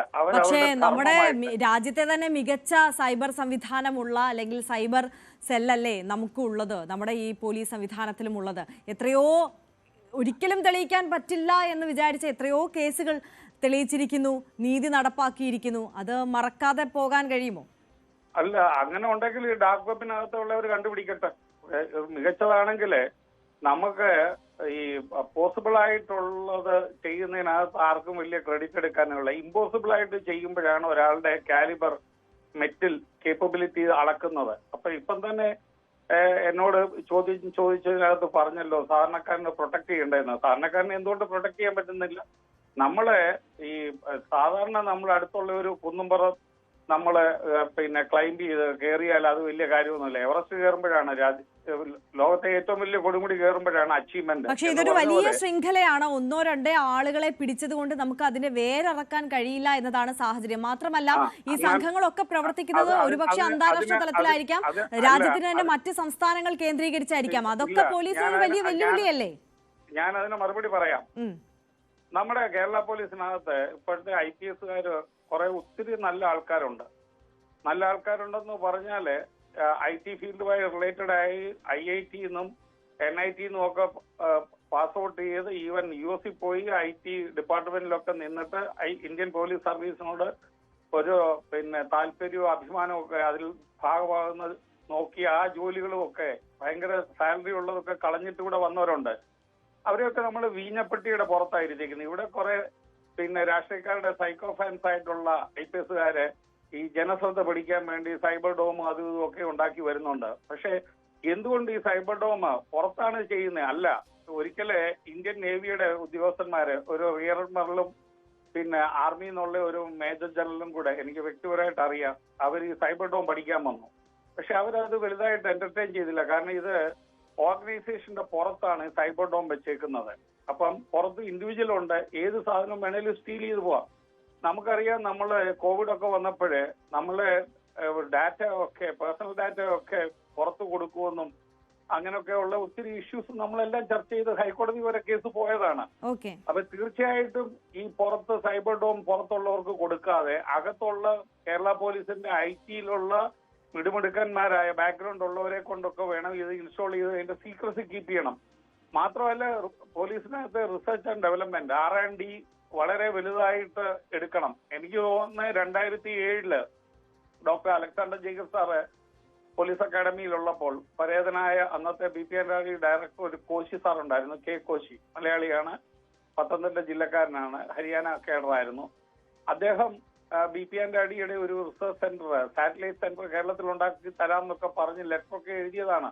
ആ കത്തൊക്കെ വെറുതെ ഏതെങ്കിലും മൂലക്കിരിക്കുന്നു. ഇതൊന്നുമില്ല. ഇവിടെ ജനതയും നമ്മുടെ രാജ്യത്തിന്റെ നന്മയും കണ്ടുകൊണ്ട് ലാക്കാക്കിക്കൊണ്ടുള്ള പ്രവർത്തനങ്ങളൊന്നുമല്ല. ഇവിടെ എല്ലാം എന്താ ഷോർട്ട് ടൈം മാനേജ്മെന്റ് ആണ്. അവരവരുടെ താല്പര്യങ്ങളെ ഭരണത്തിലിരിക്കുന്നവരെ സന്തോഷിപ്പിക്കുക. ഇതല്ലാതെ രാജ്യത്തിന്റെ വലിയൊരു ലാർജർ ഇൻട്രസ്റ്റ് നോക്കി ജനങ്ങളുടെ ജീവൻ സുരക്ഷിതമാക്കി ജനങ്ങൾക്ക് സേഫ്റ്റി എൻഷുർ ചെയ്തുകൊണ്ടുള്ള കാര്യങ്ങളിലേക്ക് വേണ്ടുന്ന ഒരു വ്യതിന്യായമാണ് അത്. പുതിയ state police chief Ravindra Chandrasekhar സാറിന് അങ്ങനെ ഒരു പോളിസിയിലേക്ക് കൊണ്ടുപോകാൻ കഴിയുവാണെങ്കിൽ കേരളത്തിന് ഒത്തിരി ആശ്വാസം ഉണ്ടാകുമെന്നാണ് എന്റെ ചിന്ത. ശരി, വളരെ നന്ദി ശ്രീ സക്രിയ ജോർജ് ഈ ഘട്ടത്തിൽ ഞങ്ങളോട് പ്രതികരിച്ചതിന്. മുൻ SP ആണ് നമുക്കൊപ്പം ചേർന്നത്. ഇപ്പോൾ അഡ്വക്കേറ്റ് ആശ ഉണ്ണിത്താൻ കൂടി നമുക്കൊപ്പം ചേരുകയാണ്. നമസ്കാരം ശ്രീമതി ആശ ഉണ്ണിത്താൻ. ഇതിപ്പോൾ സക്രിയ ജോർജ് സൂചിപ്പിച്ചതുപോലെ പോലീസിന്റെയോ സൈബർ സെല്ലിന്റെയോ ഒക്കെ ഇത്തരം കേസുകളിൽ അവർ നിഷ്ക്രിയമായി ഇരിക്കുന്നു എന്ന് നമുക്ക് പറയാൻ സാധിക്കില്ല. കാരണം തുടക്കത്തിൽ സൂചിപ്പിച്ചതുപോലെ തന്നെ ഈ ഡാർക്ക് വെബ് എന്ന് പറയുന്നത് അതിന്റെ സാങ്കേതികതയിലേക്ക് ആഴ്ന്നിറങ്ങിക്കൊണ്ട് ഓരോ കണ്ണികളിലേക്കും എത്തുക, ഓരോ പ്രതികളിലേക്കും എത്തുക, വലിയ ശൃംഖലയെ പിടികൂടുക എന്ന് പറയുന്നത് അത്രത്തോളം എളുപ്പത്തിൽ പോസിബിൾ ആകുന്ന ഒരു കാര്യമല്ല എന്നത് വാസ്തവം തന്നെയാണ്. പക്ഷേ ഇത്തരത്തിലുള്ള ചതിക്കുഴികളിൽ പെട്ടുപോകുന്ന സാധാരണക്കാരായ മനുഷ്യർക്ക് ഏത് തലത്തിൽ നിയമത്തിന്റെ പരിരക്ഷ നമുക്ക് ഉറപ്പാക്കാൻ കഴിയും? IT ആക്ട് ആണ് നമുക്കിപ്പോൾ ഉള്ള നിയമം. അതുപോലെ തന്നെ IPC പരിഷ്കരിച്ച PNS. IT ആക്ട് ഉണ്ടാക്കിയിരിക്കുന്നത് തന്നെ ട്രേഡിനും കോമേഴ്സിനും വേണ്ടിയിട്ടാണ്. ഈ ട്രേഡിനും കോമേഴ്സിനും അതിന്റെ ഉദ്ദേശ ലക്ഷ്യങ്ങൾ, എയിംസ് ആൻഡ് ഒബ്ജക്റ്റീവ്സ് കൃത്യമായി പറയുന്നുണ്ട്. അല്ലാതെ അവിടെ മനുഷ്യരെ ചതിക്കുകയോ പറ്റിക്കുകയോ ചെയ്യുന്ന അല്ലെങ്കിൽ ഡിഫെയിം ചെയ്യുന്ന ഒരു കാര്യങ്ങളെയും പിടിക്കാൻ വേണ്ടിയിട്ടല്ല. 2000 ഉണ്ടാക്കിയ നിയമം 2025 25 കൊല്ലമായിട്ടും അത് വലിയ രീതിയിലൊന്നും അമെൻഡ് ചെയ്യുകയോ ഈ രീതിയിൽ കൊണ്ടുവന്നിട്ടോ ഇല്ല. അത് കേന്ദ്ര ഗവൺമെന്റിന്റെ വിഷയം എന്ന് വിചാരിക്കാം. നോക്കൂ, ഈ മേഖലയിൽ അതായത് നമ്മളിപ്പോ ആക്ച്വൽ വേൾഡിൽ ജീവിക്കുന്നേക്കാൾ കൂടുതൽ അല്ലെങ്കിൽ ഇടപെടുന്നേക്കാൾ കൂടുതൽ സമയം വെർച്വൽ വേൾഡിൽ അല്ലെങ്കിൽ മൊബൈൽ ഫോൺ അടക്കമുള്ള സാങ്കേതിക ഉപകരണങ്ങളിലാണ് ചെലവഴിച്ചുകൊണ്ടിരിക്കുന്നത്, ഇന്റർനെറ്റ് ഉള്ളതിന്. അപ്പൊ അതുകൊണ്ട് തന്നെ കൃത്യമായി ഈ മേഖലയെ, അതായത് ഇ കോമേഴ്സ് മാത്രമല്ല ഇന്റർനെറ്റ് മേഖലയെ മൊത്തം തന്നെ നമ്മൾ എങ്ങനെയൊക്കെയാണോ മറ്റുള്ളവരെ ചതിക്കാനും പറ്റിക്കാനും വേണ്ടി ഉപയോഗിച്ചുകൊണ്ടിരിക്കുന്നതും നമ്മൾ ഇരയാവാൻ വേണ്ടി നമ്മൾ പോയി പെട്ടുകൊണ്ടിരിക്കുന്നത്, അതിനെ മാനേജ് ചെയ്യുന്ന അല്ലെങ്കിൽ അതിൽ ഇടപെടാൻ പറ്റുന്ന ഒരു നിയമം നമുക്ക് ഇല്ല. വിദേശ രാജ്യങ്ങളിലുണ്ട്. നമ്മൾ ഒരു പുതിയ സ്ഥലത്തേക്ക് എത്തുമ്പോൾ അവിടെ പുതിയ നിയമം വന്നേ പറ്റൂ. അങ്ങനെ ഒരു നിയമ നിർമ്മാണം ഇന്ത്യ ആദ്യം ഉണ്ടാക്കണം. നിലവിലുള്ള നിയമങ്ങൾ വെച്ച് ചെയ്യുമ്പോൾ വളരെയധികം പരിമിതികളുണ്ട്. ഇനി ആ പരിമിതികളെ മറികടക്കാൻ വേണ്ടിയിട്ട് അതിന്റെ റൂൾസോ അല്ലെങ്കിൽ എക്സിക്യൂട്ടീവ് തലങ്ങളിലോ നമ്മൾ എന്തെങ്കിലും ചെയ്യുകയാണെങ്കിൽ, ഇവിടെ ഇപ്പൊ നേരത്തെ അദ്ദേഹമൊക്കെ പറഞ്ഞത് നിലവിലുള്ള പോലീസ് എന്ത് ചെയ്യുന്നതാണ്. നിലവിലുള്ള പോലീസ് ചെയ്തുകൊണ്ടിരിക്കുന്ന കാര്യങ്ങൾ പോരാ. നമുക്ക് എത്രയും പെട്ടെന്ന് പുതിയ റിക്രൂട്ട്മെന്റ്സ് ആവശ്യമുണ്ട്. നമ്മുടെ കേരളം തന്നെ പരിശോധിച്ചാല് IT ഫീൽഡിൽ മാത്രം പഠിച്ചിട്ടുള്ള എഞ്ചിനീയേഴ്സും അതുപോലെ തന്നെ BSc computer science, MSc computer സയൻസും അതിലേറെ ഇഷ്ടംപോലെ യോഗ്യതയുള്ള യൂത്ത് നമ്മുടെ കയ്യിലുണ്ട്. ഇപ്പൊ നേരത്തെ പറഞ്ഞു ഇവരെ കിട്ടാൻ പാടാണ്. ഈ ഡാർക്ക് വെബ് എങ്ങനെയാണോ പ്രവർത്തിക്കുന്നത് അതേ ഡാർക്ക് വെബിനെ അതുപോലെ തന്നെ പിടിക്കാൻ പറ്റുന്ന മിടുക്കർ ആയിട്ടുള്ള യുവതലമുറ നമ്മുടെ കയ്യിലുണ്ട്. ആ യുവതലമുറയെ ഉപയോഗിക്കാതെ ഇരുന്നിട്ട് നമ്മൾ പറഞ്ഞുകൊണ്ടിരിക്കുകയാണ്. അതുപോലെ തന്നെ എങ്ങനെയാണ് ഈ ഫോൺ ഉപയോഗം എന്നുള്ളത് നമ്മളെ പഠിപ്പിക്കുന്നില്ല. ഡ്രൈവ് ചെയ്യാൻ വേണ്ടി കാറ് കയ്യിൽ കിട്ടുമ്പോൾ ഡ്രൈവിംഗ് ലൈസൻസ് ഒക്കെ നമ്മളെ പഠിപ്പിക്കുകയാണ്. അതെ, താങ്കൾ സൂചിപ്പിച്ച ഒരു പ്രധാനപ്പെട്ട കാര്യമാണ്. ഇത്തരം വിഷയങ്ങളിൽ നമ്മൾ ഈ ചതിക്കുഴിയിൽ പെട്ടുപോകാതിരിക്കാൻ എന്ത് ജാഗ്രത കൈക്കൊള്ളാം എന്നത് വലിയൊരു ചോദ്യമാണ്. താങ്കൾ ഒരുപക്ഷെ ഇത്തരത്തിൽ ഈ കെണികളിൽ പെട്ടുപോകുന്ന പ്രത്യേകിച്ച് സ്ത്രീകളുടെ ഒരുപാട് കഥകൾ, കേസുകളൊക്കെ കേട്ടിട്ടുണ്ടാകാം, കൈകാര്യം ചെയ്തിട്ടുണ്ടാകാം. അപ്പോൾ സ്ത്രീകൾ എന്നുള്ള നിലയിലൊക്കെ ഈ ഘട്ടത്തിലൊക്കെ നമ്മൾ ഏത് തലത്തിലുള്ള ജാഗ്രത പിന്തുടരണം? അതായത് എല്ലാ സ്ത്രീകളുടെ കയ്യിലും മൊബൈലുണ്ട്. അപ്പൊ എല്ലാ സ്ത്രീകളും പല പല ആവശ്യങ്ങളായി ബന്ധപ്പെട്ട് മൊബൈലായിട്ട് പ്രവർത്തിച്ചുകൊണ്ടിരിക്കുകയാണ്. ഇന്ന് കേരളത്തിലെ കോടതികളിലെയും അല്ലെങ്കിൽ മറ്റു സ്ഥലങ്ങളും നോക്കിയാൽ സ്ത്രീകളുടെ പ്രതികളായിട്ടുള്ള എണ്ണം കൂടിക്കൊണ്ടിരിക്കുകയാണ്. അത് പലപ്പോഴും ചതിക്കുഴിയിൽപ്പെട്ടത് തന്നെയാണ്. അപ്പൊ അതുകൊണ്ട് തന്നെ ഇത് എങ്ങനെയാണ് ഉപയോഗം ചെയ്യേണ്ടത്, പ്രത്യേകിച്ച് സാമ്പത്തിക കാര്യങ്ങളിൽ. ഇപ്പൊ നമ്മൾ പറഞ്ഞുകൊണ്ടിരിക്കുന്നത് എന്റെ ശരീരം എടുത്ത് മോർഫ് ചെയ്തു, ഞാനല്ല എന്ന് പറയുകയും സുന്ദരമായി അവിടെ നിന്ന് പോരുകയും ചെയ്യാവുന്ന ഒരു അവസ്ഥയുണ്ട് നമുക്ക്. അതിനുള്ള ഗട്ട്സ് നമുക്ക് ഉണ്ടായി വരണം, അത് മറ്റൊരു കാര്യം. പക്ഷെ ഒപ്പം തന്നെ എന്നെ അങ്ങനെ ഉപദ്രവിക്കുകയും ഉപയോഗിക്കുകയും ചെയ്യുന്ന എന്റെ ഫോട്ടോ, അതായത് എന്റെ ഇമേജിനെ അല്ലെങ്കിൽ എന്റെ വീഡിയോസിനെ ഉപയോഗിക്കുന്ന ആൾക്കാരെ നമ്മൾ പിടിക്കുകയും വേണം. പക്ഷെ ഒപ്പം തന്നെ ഇതുപോലെ തന്നെ പ്രധാനപ്പെട്ട സാമ്പത്തികമായിട്ടും നമ്മളെ പിടിക്കുന്ന കാര്യങ്ങൾ എത്ര സ്ത്രീകളാന്ന് പറയുക ചീറ്റിംഗ് കേസിൽ പ്രതികളായിട്ടുള്ളത്. അപ്പൊ ഈ രണ്ടും, അതായത് എന്റെ ശരീരത്തെയും എന്റെ സമ്പത്തിനെയും എല്ലാ രീതിയിലും എന്റെ ജീവിതത്തെ തന്നെ നശിപ്പിക്കുന്ന പല സ്ത്രീകൾ ആത്മഹത്യയിലേക്ക് പോലും എത്തുന്ന രീതിയിലുള്ള അവസ്ഥകൾ ഉണ്ടാകുന്നുണ്ട്. വെറും ഈ ചീറ്റിംഗ് കേസോ അല്ലെങ്കിൽ മറ്റു പല ചെറിയ ചെറിയ ഒഫൻസുകൾ എന്ന രീതിയിൽ ഇപ്പൊ ലൈംഗികമായി ചൂഷണം അല്ലെങ്കിൽ അങ്ങനെയൊന്നും കാണാതെ അതിനെ കുറച്ചുകൂടി നല്ല രീതിയിൽ കൈകാര്യം ചെയ്യേണ്ടതുണ്ട്. എന്റെ അടുത്ത് പരാതിയായി വരുന്ന ഒരുപാട് സ്ത്രീകളുണ്ട്. അവര് രഹസ്യമായി വന്ന് പറയുന്നു, അവർക്ക് പരസ്യമായി പറയാൻ പറ്റുന്നില്ല. ഇതിനെ രഹസ്യാത്മകത നിലനിർത്തിക്കൊണ്ട് തന്നെ കൈകാര്യം ചെയ്യണം. തീർത്തിട്ട് നാട്ടുകാരെ മുന്നിൽ അറിയിക്കുന്ന പരിപാടിയും മാറ്റേണ്ട സമയമുണ്ട്. അപ്പൊ അതാ പറഞ്ഞതിന്റെ മേഖലയിൽ ഒരു നിയമം ഉണ്ടാക്കിയേ പറ്റൂ. ശരി, വളരെ നന്ദി അഡ്വക്കേറ്റ് ആശാ ഉണ്ണിത്താൻ ഈ ഘട്ടത്തിൽ ഞങ്ങളോടൊപ്പം ചേർന്നതിന്. സമയപരിമിതി ഉള്ളതുകൊണ്ടാണ് ഇടപെട്ടത്. എന്തായാലും സമൂഹ മാധ്യമങ്ങൾ ഉപയോഗിക്കുന്ന സ്ത്രീകൾക്ക് ഈ ഡാർക്ക് വെബ് എന്ന് പറയുന്നത് ഏതൊക്കെ തലത്തിലാണ് ഭീഷണിയാകുന്നത് എന്നതിനെക്കുറിച്ചുള്ള ഒരു റിപ്പോർട്ടും ചർച്ചയുമാണ് പ്രേക്ഷകർക്ക് മുമ്പിലേക്ക് ന്യൂസ് 18 വെച്ചത്. ഈ ചിത്രങ്ങളൊക്കെ മോർഫ് ചെയ്ത് ഭീഷണിപ്പെടുത്തുന്ന സംഘങ്ങൾ വ്യാപകമാകുന്ന ഒരു സാഹചര്യമാണ്. അത് വെച്ച് പണം തട്ടുന്ന വലിയൊരു ശൃംഖല തന്നെയുണ്ട്. അതിനിടയിലേക്ക് ആ ശൃംഖലയുടെ വേരറക്കുക എന്ന് പറയുന്നത് എത്രത്തോളം പോസിബിൾ ആണ് നമ്മുടെ സംവിധാനങ്ങൾക്ക് എന്നതിനെക്കുറിച്ചൊക്കെയാണ് നമ്മൾ ചർച്ച ചെയ്തത്. മറ്റു വാർത്തകളിലേക്ക് മടങ്ങിയെത്താം ഇടവേളയ്ക്ക് ശേഷം.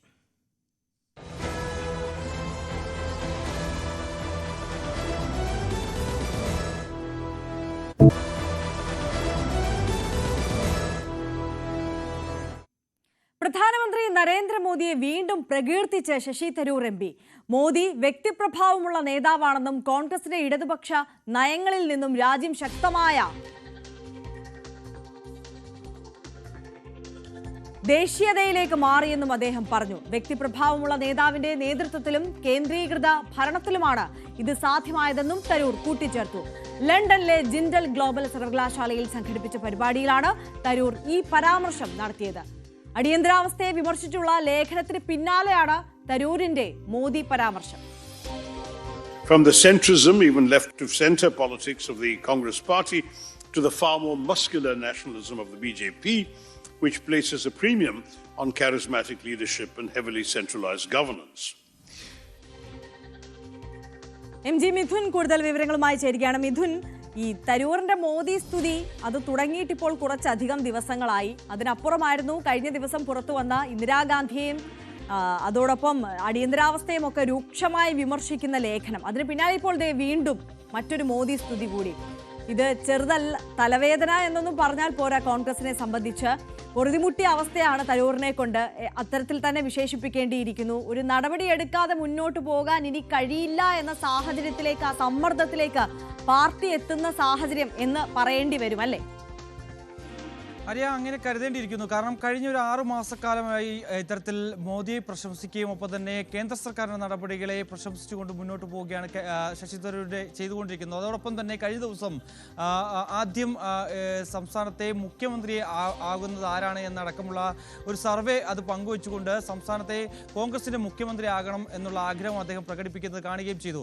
അതിൽ നേതാക്കൾ അത് തള്ളി രംഗത്ത് വരുന്ന കാഴ്ചയൊക്കെ നമ്മൾ കാണുകയും ചെയ്തതാണ്. അതിന് തൊട്ടു പിന്നാലെയാണ് പിന്നീട് അടിയന്തരാവസ്ഥയെ രൂക്ഷമായി വിമർശിച്ചുകൊണ്ട് ഗാന്ധി കുടുംബത്തിനെതിരെയും ഒക്കെ രംഗത്ത് വന്നുകൊണ്ട് ലേഖനം എഴുതിക്കൊണ്ട് അദ്ദേഹം രംഗത്ത് വരികയും ചെയ്ത്. ഇതിലൊന്നും തന്നെ ഒരു ഹൈക്കമാൻഡ് ഇതിൽ ഒരു പ്രത്യക്ഷ തരത്തിലേക്ക് ഒരു പ്രതികരണത്തിലേക്ക് എത്തിയില്ല എന്നുള്ളത് തന്നെയാണ്. പക്ഷേ ഒരു വിഭാഗം നേതാക്കൾ പറയുന്നത് തരൂരിനോട് രാഹുൽ ഗാന്ധി സംസാരിക്കണം, ഇക്കാര്യത്തിൽ കൃത്യമായ രീതിയിലുള്ള വിശദീകരണം ചോദിക്കണം, നടപടി കൈക്കൊള്ളണം എന്നുള്ള ഒരു ആവശ്യമാണ് ദേശീയ നേതാക്കൾ പങ്കുവയ്ക്കുകയും ചെയ്തത്. കാരണം കഴിഞ്ഞ കുറച്ച് നാളുകളായി ഈ ഓപ്പറേഷൻ സിന്ദൂറുമായി ബന്ധപ്പെട്ട നടത്തിയ വിദേശ സന്ദർശനത്തിൽ ഇതേ രീതിയിലുള്ള പരാമർശം ശശി തരൂരിന്റെ ഭാഗത്തുനിന്നും ഉണ്ടായിരുന്നു. കോൺഗ്രസ് മുന്നോട്ട് വെച്ച ആശയത്തിന് പുറമെ അല്ലെങ്കിൽ അത് വ്യതിചലിച്ചുകൊണ്ട് ശശി തരൂർ കേന്ദ്ര സർക്കാരിനെ അനുകൂലിച്ചുകൊണ്ട് പല പരാമർശങ്ങളും നടത്തുന്ന നമ്മൾ കാണുകയും ചെയ്തതാണ്. അതിലൊക്കെ ഒരു മൗനം പാലിക്കണം എന്നുള്ള നിർദ്ദേശമായിരുന്നു കേന്ദ്ര നേതൃത്വം, കേന്ദ്ര കോൺഗ്രസ് നേതൃത്വം മുന്നോട്ട് വയ്ക്കുകയും ചെയ്തത്. കാരണം ഒരു പരസ്യ പ്രതികരണത്തിലേക്ക് ആരും കടക്കരുത്, തരൂരിന്റെ വിഷയത്തിൽ ഇപ്പോൾ സംസാരിക്കേണ്ടതില്ല എന്ന നിലപാടായിരുന്നു അന്ന് കൈക്കൊണ്ടത്. അതേ രീതിയിൽ തന്നെ തന്നെ ഇപ്പോഴും പോകുന്നു എന്നുള്ളത് തന്നെയാണ്. എന്തായാലും ഉടൻ തന്നെ, അതായത് പാർലമെന്റ് സെഷൻ തുടങ്ങാനിരിക്കുന്നതിന് മുമ്പ് തന്നെ ഇക്കാര്യത്തിലൊരു നടപടി സ്വീകരിക്കണം. തരൂരിനോട് ഇത് സംബന്ധിച്ചൊരു വിശദീകരണം ചോദിച്ചറിയണം. ഒപ്പം തന്നെ നേതാക്കന്മാർക്കിടയിൽ ഇത്രത്തോളം അമർഷമുണ്ടായിട്ടും ഒരു BJP നേതാവിനെ പോലെ തന്നെ നമുക്ക് പലപ്പോഴും തോന്നിപ്പിക്കുന്ന തരത്തിലുള്ള പ്രകീർത്തനം ഉണ്ടായിട്ട് പോലും, തരൂരിന്റെ ഭാഗത്തു നിന്ന് ഉണ്ടായിട്ട് പോലും എന്തുകൊണ്ടാണ് ഹൈക്കമാൻഡിന് ഈ മൗനം?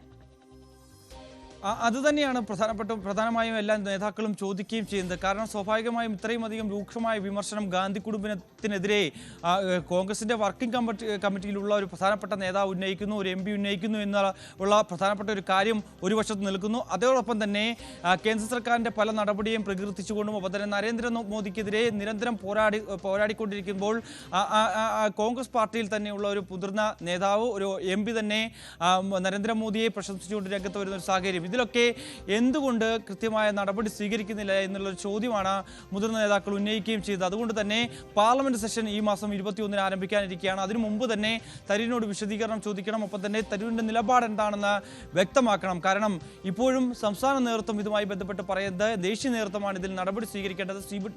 CWC അംഗമാണ്. അതുകൊണ്ട് തന്നെ അതിൽ നടപടി സ്വീകരിക്കേണ്ടതും വിശദീകരണം ചോദിച്ചറിയേണ്ടതും ഒക്കെ ദേശീയ നേതൃത്വത്തിന്റെ കടമയാണ്. തങ്ങൾക്കതിൽ കടന്നു കയറാൻ സാധിക്കില്ല എന്നുള്ളൊരു നിലപാടിലാണ് സംസ്ഥാന നേതൃത്വമുള്ളത്. സംസ്ഥാന നേതൃത്വത്തിനും അതേ സമാനമായ ഒരു വിയോജിപ്പ് രേഖപ്പെടുത്തി നേതാക്കൾ രംഗത്ത് വരുന്നത് നമ്മൾ കാണുകയും ചെയ്തതാണ്. എന്തായാലും ഇന്നലെ നടന്ന ജിൻഡൽ ഗ്ലോബൽ യൂണിവേഴ്സിറ്റിയിൽ നടന്ന ഒരു സംവാദത്തിനിടെയാണ് ഇത്തരത്തിലൊരു പരാമർശം മോദി സ്തുതി വീണ്ടും നടത്തിക്കൊണ്ട് ശശി തരൂർ വീണ്ടും വിവാദങ്ങളിലേക്ക് വരുന്നത്. കോൺഗ്രസ് ഇത് സംബന്ധിച്ചുള്ള ഒരു ഔദ്യോഗിക വിശദീകരണം തേടും. ഒപ്പം തന്നെ രാഹുൽ ഗാന്ധി ശശി തരൂരുമായി കൂടിക്കാഴ്ച നടത്താനുള്ള സാധ്യത കൂടി വളരെ കൂടുതലാകുകയാണ്. MG മിഥുനാണ് വിശദാംശങ്ങളുമായി ചേർന്നത്. കേന്ദ്ര ആഭ്യന്തരമന്ത്രി അമിത്ഷാ ഇന്ന് രാത്രി 10 മണിയോടെ തിരുവനന്തപുരത്തെത്തും. നാളെ BJP സംസ്ഥാന കമ്മിറ്റി ഓഫീസ് അമിത്ഷാ ഉദ്ഘാടനം ചെയ്യും. പുത്തരിക്കണ്ടം മൈതാനത്തെ പൊതുയോഗത്തിലും BJP ഭാരവാഹി യോഗത്തിലും പങ്കെടുക്കും. തിരുവനന്തപുരത്ത് നിന്ന് കണ്ണൂരിലേക്ക് പോകുന്ന ഷാ തളിപ്പറമ്പ് രാജരാജേശ്വരി ക്ഷേത്ര ദർശനം നടത്തി രാത്രിയോടെ ഡൽഹിക്ക് മടങ്ങും. ഒരിടവേളയിലേക്കാണ്. ഇടവേളയ്ക്ക് ശേഷം വാർത്തകളിലേക്ക് മടങ്ങിയെത്താം വേഗം.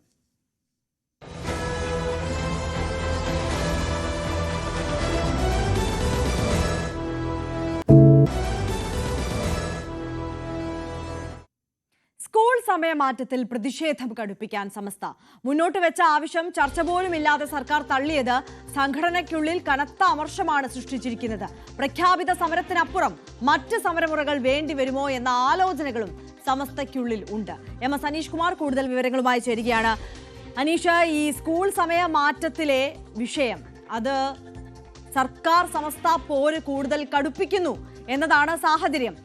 ഇതിപ്പോൾ ഇന്നലെയൊക്കെ നമ്മൾ ചർച്ച ചെയ്തൊരു വിഷയം, അതായത് ഒരു വിഭാഗം മാത്രമാണ് സംസ്ഥയ്ക്കുള്ളിൽ നിന്ന് സർക്കാരിനെതിരെ ഒരു പരസ്യ പോരിലേക്ക്, ഒരു പരസ്യ പ്രതിഷേധ മുഖത്തിലേക്ക് എത്തുന്നത് എന്നുള്ളതാണ്. പക്ഷെ അതിനപ്പുറം കാര്യങ്ങൾ ഇപ്പോൾ മാറി മറിയുകയാണ്. ഇപ്പോൾ ഒരു വിഭാഗം എന്നതിനപ്പുറം മാറി സമസ്ത സംയുക്തമായി സർക്കാരിനെതിരെ പ്രതിഷേധ മുഖത്തേക്ക് വരുന്ന ഒരു സാഹചര്യമുണ്ടോ? അത് കഴിഞ്ഞ ദിവസം വിദ്യാഭ്യാസ മന്ത്രിയുടെ ഭാഗത്തു നിന്നുണ്ടായ ഒരു പ്രസ്താവന, അതായത് എന്തായാലും ഇനി ചർച്ചകളൊന്നുമില്ല, സ്കൂൾ സമയത്തിൽ ഇനി ഒരു മാറ്റവും ഉണ്ടാവില്ല, വേണമെങ്കിൽ മദ്രസ സമയം മാറ്റട്ടെ എന്ന മന്ത്രിയുടെ പ്രസ്താവനയാണോ ഈ പ്രതിഷേധം ആളിക്കത്തിച്ചത്?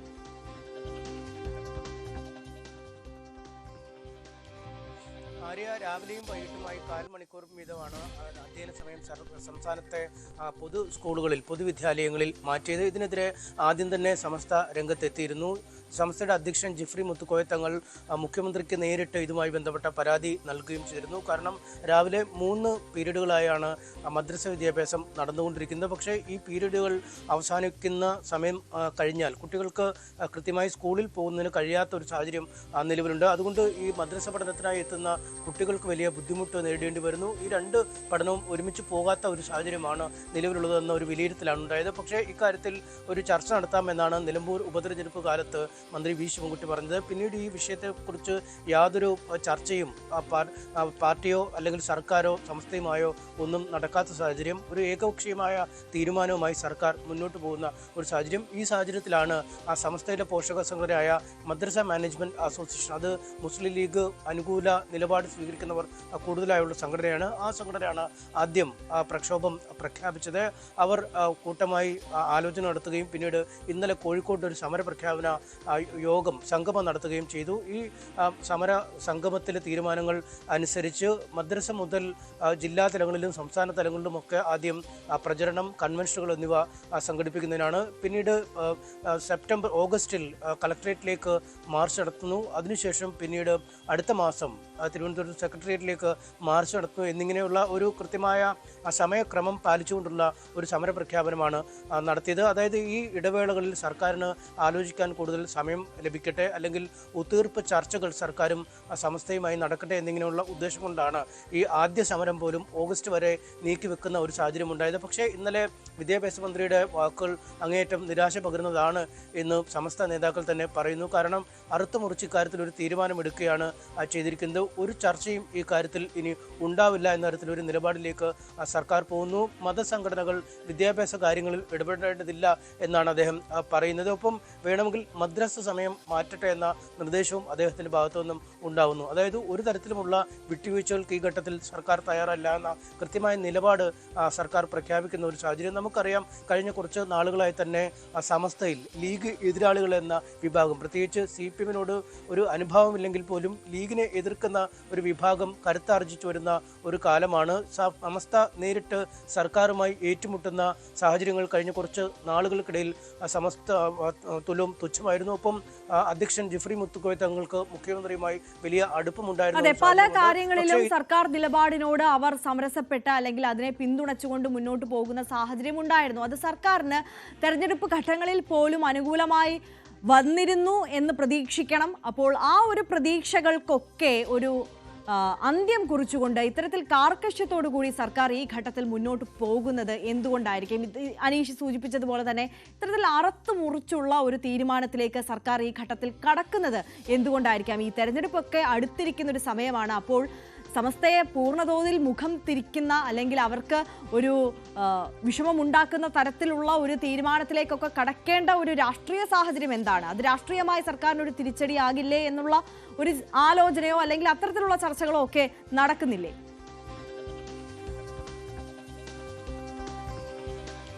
തീർച്ചയായും അങ്ങനെ ചില വിലയിരുത്തലുകളോട് ഈ ഘട്ടത്തിൽ നടത്തേണ്ടി വരും. കാരണം കഴിഞ്ഞ കുറച്ച് നാളുകളായി തന്നെ ഈ സമസ്ത അടക്കമുള്ള മുസ്ലിം വിഭാഗങ്ങളോട് അടുക്കാനുള്ള നീക്കമായിരുന്നു CPM നടത്തിയിരുന്നത്. അത് ദേശീയ പൗരത്വ നിയമമാണെങ്കിലും ഏക സിവിൽ കോഡുമായി ബന്ധപ്പെട്ട വിഷയങ്ങളാണെങ്കിലും ഒക്കെ CPM ആണ് ആദ്യം പ്രതിരോധവുമായി രംഗത്തെത്തുകയും എല്ലാ മുസ്ലിം സംഘടനകളെയും അവരുടെ യോഗങ്ങളിലേക്കും സംഗമങ്ങളിലേക്കുമൊക്കെ ക്ഷണിക്കുകയും ചെയ്തിരുന്നു. അങ്ങനെ ഒരു മുസ്ലിം അനുകൂല നിലപാടുകൾ സ്വീകരിച്ച് വരുന്ന ഒരു കാഴ്ചയാണ് നമ്മൾ കഴിഞ്ഞ കുറച്ച് നാളുകളായി കണ്ടുകൊണ്ടിരുന്നത്. പക്ഷേ തുടർച്ചയായി ഉണ്ടാകുന്ന തെരഞ്ഞെടുപ്പുകളിൽ ഈ അടുപ്പം പ്രയോജനം ചെയ്യുന്നില്ല എന്നൊരു വിലയിരുത്തൽ CPM-ൽ ഉണ്ട് എന്ന് നമുക്ക് മനസ്സിലാക്കേണ്ടി വരും. കാരണം വടകരയിലാണെങ്കിലും അവരുടെ ഏറ്റവും സ്റ്റാർ ക്യാമ്പയിനർ ആയ KK ശൈലജ ടീച്ചർ വലിയ ഭൂരിപക്ഷത്തിൽ തോൽക്കുന്ന സാഹചര്യം. ഒപ്പം മലബാറിലെ മുസ്ലിം ഭൂരിപക്ഷ മണ്ഡലങ്ങൾ അല്ലെങ്കിൽ മുസ്ലിങ്ങൾക്ക് കൃത്യമായ വോട്ട് വീതമുള്ള മണ്ഡലങ്ങളിലൊക്കെയും സർക്കാരിന് അനുകൂലമായ ഒരു തരംഗവും കഴിഞ്ഞ ഒരു തെരഞ്ഞെടുപ്പുകളിലും വീശാത്ത ഒരു സാഹചര്യം. അതുകൊണ്ട് ഒരു കൃത്യമായ അകൽച്ച അല്ലെങ്കിൽ അടുപ്പത്തിൻ്റെ തോത് കുറയ്ക്കണം എന്ന രീതിയിലേക്ക് തന്നെ CPM തീരുമാനമെടുത്തിരിക്കുന്നു എന്ന് നമുക്ക് കരുതേണ്ടി വരും. കാരണം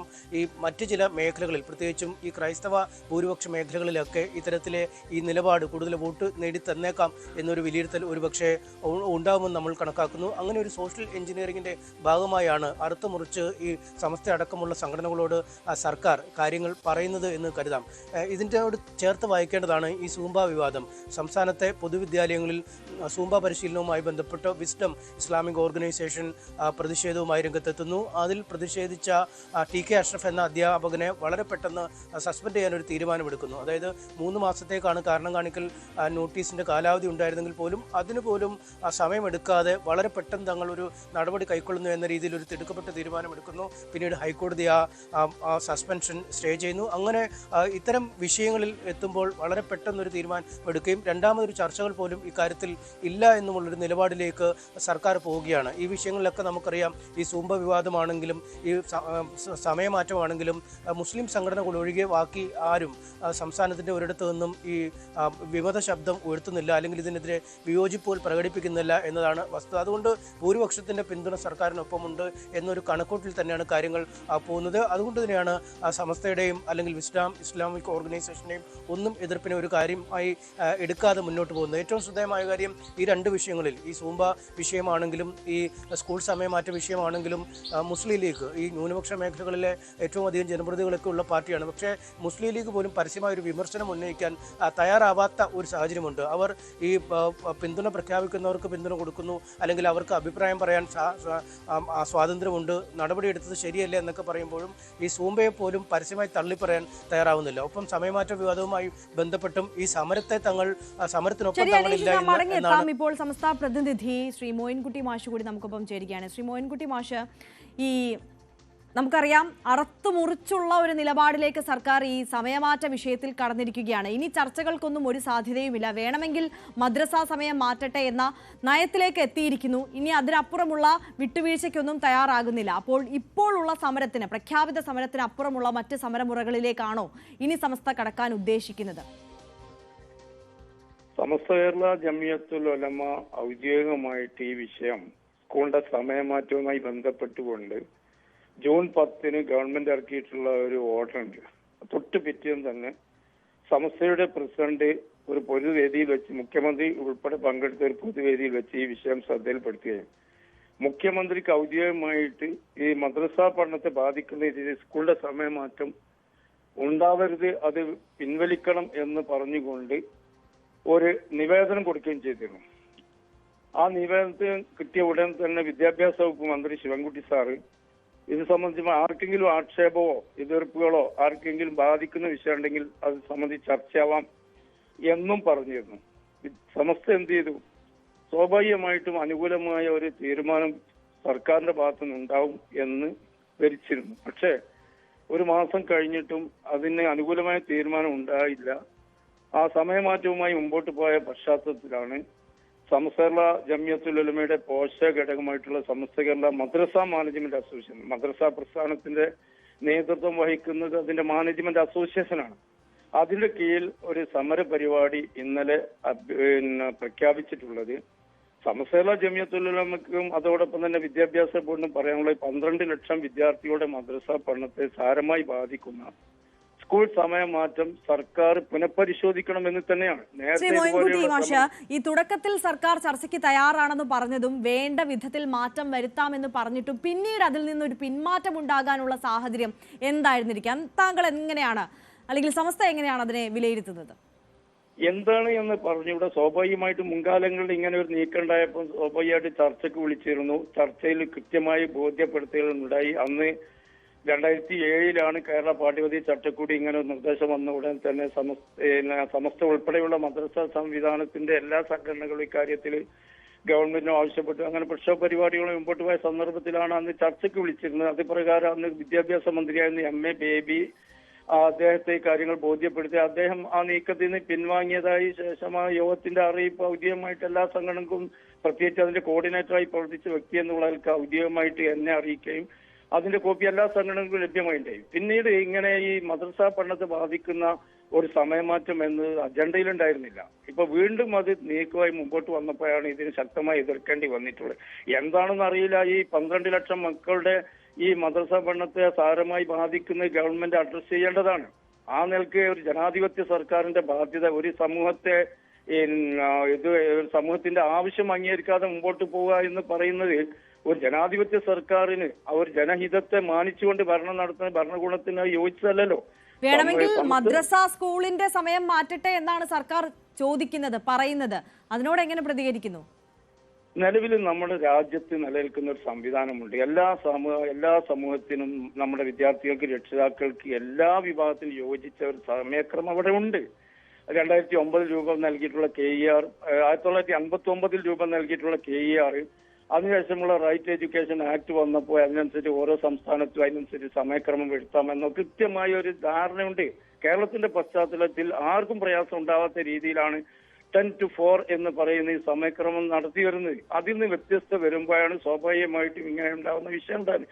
എന്തുകൊണ്ടാണ് സർക്കാർ അത് ആ കാര്യം ഉൾക്കൊള്ളാത്തത്? അതിനനുസരിച്ച് കുട്ടികളുടെ പഠന സമയം 1100 പഠന മണിക്കൂറുകൾ ഉറപ്പുവരുത്തണമെന്നുണ്ട്. 220 സാധ്യമായ ദിവസങ്ങൾ ഉറപ്പുവരുത്തണമെന്നുണ്ട്. അക്കാര്യത്തിലും ആർക്കും വിയോജിപ്പില്ല. അതിന് കേരളത്തിന്റെ പശ്ചാത്തലത്തിൽ അതിന് അനുകൂലമായി ഈ കുട്ടികളുടെ പഠന സമയം ഉറപ്പുവരുത്താനുള്ള എല്ലാ സാഹചര്യവും പക്ഷെ ഉണ്ടല്ലോ. ഒരു വാസ്തവമുണ്ടല്ലോ, അതായത് ഇതിപ്പോൾ കോടതിയുടെ പരിഗണനയിൽ വന്ന് കോടതി കൂടി പറഞ്ഞ ഒരു വിഷയമാണ്. അതായത് ഈ സമയമാറ്റം കോടതി അംഗീകരിച്ചതാണ്. ആ ഉത്തരവ് പ്രകാരമാണ് സർക്കാർ ഇത് നടപ്പാക്കുന്നത്. അപ്പോൾ സർക്കാരിന് ഒറ്റയ്ക്ക് ഈ വിഷയത്തിൽ ഒരു തീരുമാനം എടുക്കാൻ കഴിയില്ല എന്നൊരു സാഹചര്യം കൂടിയില്ലേ? കോടതി രാവിലെ 9:45 തുടങ്ങി വൈകുന്നേരം 4:15 അവസാനിപ്പിക്കണമെന്ന് ആ രീതിയിലല്ലല്ലോ ഡയറക്ഷൻ കൊടുത്തിട്ടുള്ളത്. കോടതി പറഞ്ഞിട്ടുള്ള RT പ്രകാരം കുട്ടികളുടെ ഈ പഠന ദിവസങ്ങൾ ലഭ്യമാക്കണം, പഠന ഹവറുകൾ ലഭ്യമാക്കണം എന്നൊരു ഡയറക്ഷനാണ് കോടതി അപ്പോൾ പ്രാക്ടിക്കലി എങ്ങനെ ആ സമയമാറ്റം ക്രോഡീകരിക്കും? സർക്കാർ അത് എങ്ങനെ നടപ്പാക്കും? എങ്ങനെയാണ് സമസ്തയുടെ അപ്പോൾ ഒരു നിർദ്ദേശം ഈ വിഷയത്തിൽ? സമസ്ത കേരള ജമിയത്തുൽ ഉലമ കൃത്യമായി അതിനൊരു നിർദ്ദേശം വെക്കാൻ ഒരു ചർച്ചയ്ക്ക് വിളിക്കട്ടെ. ആർക്കും പ്രയാസമില്ലാത്ത രീതിയിൽ ക്രമപ്പെടുത്താനുള്ള എല്ലാ സാഹചര്യവും കേരളത്തിന്റെ സംസ്ഥാനത്ത് നിലവിൽ ഓൾറെഡി ഉണ്ട്.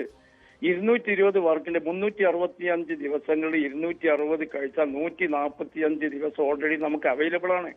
ഒരുപാട് അവധികൾ സ്വാഭാവികമായിട്ടും അതിനൊക്കെ അഡ്ജസ്റ്റ് ചെയ്തിട്ട് നമുക്ക് സാറ്റർഡേ നമുക്ക് പ്രവൃത്തി ദിവസമായിരുന്നു. അത് അധ്യാപക സംഘടനകളോ കോടതിയെ സമീപിച്ച് കോടതി എന്ത് ചെയ്തു, വർദ്ധിപ്പിച്ച സാറ്റർഡേ സമയം അത് പറ്റില്ല എന്ന ഉത്തരവിലൂടെ അത് മാറ്റിയ ഒരു പശ്ചാത്തലത്തിലാണ് ഇപ്പൊ ഈ സമയം കൂട്ടിയിട്ടുള്ളത്. പക്ഷേ ബാക്കിയുള്ള അവധി ദിവസങ്ങൾ ഉണ്ടല്ലോ എത്രയോ, ആർക്കും പ്രയാസമില്ലാത്ത രീതിയിൽ അത് കുട്ടികളുടെ സമയം അതിനനുസരിച്ച് ക്രമപ്പെടുത്തി ചെയ്യാവുന്നേ ഉള്ളൂ. ഈ 12 ലക്ഷം കുട്ടികളുടെ മദ്രസ പഠനത്തെ ബാധിക്കുന്നത് ചെറുതായി എങ്ങനെ കാണാൻ പറ്റിയ സർക്കാരിന്? അപ്പോൾ ഈ വിദ്യാഭ്യാസ മന്ത്രി ഇത്തരത്തിലൊരു പ്രസ്താവന നടത്തിയെങ്കിലും ഇനിയും ചർച്ചയ്ക്കുള്ള ഒരു സാധ്യത ഉണ്ട് എന്ന് പ്രതീക്ഷിക്കുന്നുണ്ടോ? ചർച്ച ചെയ്യണം എന്നുള്ളതാണ് ഒരു ജനാധിപത്യ ഭരണകൂടത്തിന്റെ, ഒരു ജനഹിതത്തെ മാനിച്ചുകൊണ്ട് നടത്തുന്ന ഒരു ഭരണകൂടത്തിന്റെ ബാധ്യത. ഇങ്ങനെ ഒരു ഇഷ്യൂ വന്നപ്പോ, ഒരു പ്രതിഷേധം ഉണ്ടായപ്പോ, ഒരാവശ്യം ഉന്നയിക്കപ്പെട്ടപ്പോ, അതും കേരളത്തിലെ ആധികാരികമായ ഒരു മതസംഘടനയുടെ ഒരു ആവശ്യം, അത് ഗൗനിക്കാതെ ഒരു സർക്കാരിന് മുമ്പോട്ട് പോകാൻ കഴിയോ? ചർച്ചയ്ക്ക് വിളിക്കുമ്പോൾ സ്വാഭാവികമായിട്ട് സമസ്തന് ആവശ്യമായിട്ടുള്ള നിർദ്ദേശങ്ങൾ വെക്കും. അത് ഗവൺമെന്റാണ് തീരുമാനിക്കേണ്ടത്. ചർച്ചയ്ക്ക് വിളിക്കാൻ ഒരു ജനാധിപത്യ സർക്കാരിന്റെ മര്യാദ എന്താണ്? ഇങ്ങനെ ഒരു വിഷയം ഉണ്ടാകുമ്പോൾ ആ ബന്ധപ്പെട്ടവരുമായി ചർച്ച ചെയ്യാന്നില്ല. ആരോടുമായി ചർച്ച ചെയ്യാതെ അധ്യാപക സംഘടനകളുമായി ചർച്ച ചെയ്തില്ല എന്ന് അധ്യാപക സംഘടനകൾ പറയുന്നു. വിദ്യാഭ്യാസ മേഖലയുമായി ബന്ധപ്പെട്ടവരോട് ചർച്ച ചെയ്തിട്ടില്ല എന്ന് അവർ പറയുന്നു. രാഷ്ട്രീയ പാർട്ടികൾ പറയുന്നു അങ്ങനെ ഒരു ചർച്ച ഉണ്ടായിട്ടില്ല. ഏകപക്ഷീയമായ ഒരു തീരുമാനമാണ് സർക്കാർ എടുത്തിട്ടുള്ളത്. ചർച്ച വിളിക്കട്ടെ. ചർച്ച വിളിക്കുമ്പോൾ അത് ഈ കുട്ടികൾക്ക് പഠന സമയം ക്രമപ്പെടുത്തുന്നതുമായിട്ട് ബന്ധപ്പെട്ട് കൃത്യമായ നിർദ്ദേശം സമസ്ത സമർപ്പിക്കും. ഓക്കെ, വളരെ നന്ദി ശ്രീ മോയിൻകുട്ടി മാഷി ഈ ഘട്ടത്തിൽ ഞങ്ങളോടൊപ്പം ചേർന്നതിനും പ്രതികരിച്ചതിനും. എന്തായാലും സ്കൂൾ സമയ മാറ്റത്തിൽ സർക്കാർ കടുംപിടുത്തം ഉപേക്ഷിക്കണം, ചർച്ചയ്ക്ക് ഇനിയെങ്കിലും തയ്യാറാകണം എന്നുള്ള ആവശ്യമാണ് സമസ്തയ്ക്ക് മുന്നോട്ട് വെക്കാനുള്ളത്. ഒപ്പം പ്രതിഷേധം കടുപ്പിക്കുകയാണ്. പ്രത്യക്ഷ സമരം ഇതിനോടകം തന്നെ തുടങ്ങിക്കഴിഞ്ഞു. പക്ഷേ ഇതേ നിലപാടിൽ തന്നെ സർക്കാർ മുന്നോട്ട് പോവുകയാണ് എന്നുണ്ടെങ്കിൽ ഇപ്പോൾ പ്രഖ്യാപിച്ച സമരത്തിനപ്പുറമുള്ള പ്രതിഷേധങ്ങളിലേക്ക് ഒരുപക്ഷേ സമസ്ത കടക്കും എന്നുള്ള സാധ്യത കൂടി തള്ളിക്കളയുന്നില്ല. കൊച്ചിയിൽ MDMAയുമായി യൂട്യൂബർ റിൻസി അറസ്റ്റിലായ കേസിലെ അന്വേഷണം സിനിമാ മേഖലയിലേക്കും. റിൻസി മുംതാസ് വാടകയ്ക്കെടുത്തിരുന്ന ഫ്ളാറ്റ് ലഹരി ഇടപാടുകളുടെ കേന്ദ്രമാണെന്നാണ് കണ്ടെത്തൽ. സിനിമാ മേഖലയിലുള്ളവർ നിരന്തരം ഈ ഫ്ളാറ്റിൽ എത്തിയിരുന്നതായാണ് സംശയം. റിൻസി നടത്തിയത് ലക്ഷങ്ങളുടെ ലഹരി കച്ചവടമാണെന്നും പോലീസ് കണ്ടെത്തി. നവമി ദിനേശ് ചേരുന്നുണ്ട് വിവരങ്ങളുമായി. നവമി, ഈ റിൻസി എന്ന് പറയുന്നത് ഒരു സിനിമാ മേഖലയിലെ അടക്കം ലഹരി ഇടപാടുകളുടെ ഒരു കേന്ദ്രമാണ് എന്നതാണോ പോലീസ് അന്വേഷണത്തിൽ കണ്ടെത്തിയിരിക്കുന്നത്?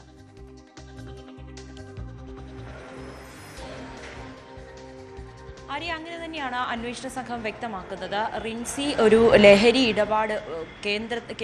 ഇടപാടിൽ ഒരു പ്രധാന കണ്ണിയായി തന്നെയാണ് പ്രവർത്തിക്കുന്നത്. ലക്ഷങ്ങളുടെ ലഹരി ഇടപാടാണ് ദിവസവും ഇവർ ചെയ്യുന്നത്. ഇതിൻ്റെ തെളിവുകളടക്കം വാട്സപ്പ് ചാറ്റുകളും സ്ക്രീൻഷോട്ടുകളും അടക്കമാണ് അന്വേഷണ സംഘത്തിന് ലഭിച്ചത്.